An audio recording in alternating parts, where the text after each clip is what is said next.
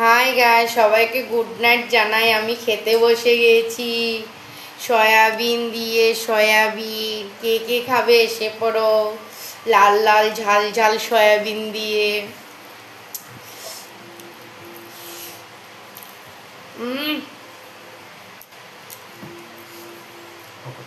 আমরা হলো সয়াবিনটাকে মাংস ভেবে খেয়ে নিই। সবসময় তো আর আমাদের ঘরে মাংস হয় না, এই জন্য যে একদম লাল লাল ঝাল ঝাল সয়াবিন।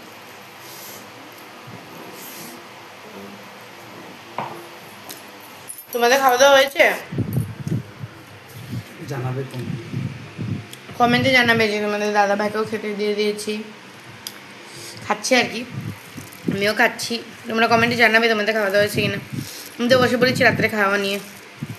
সব কিছু ঠিকঠাক, খাওয়া ঠিক টাইমে হতে লাগবে, একদম পেট ভর্তি।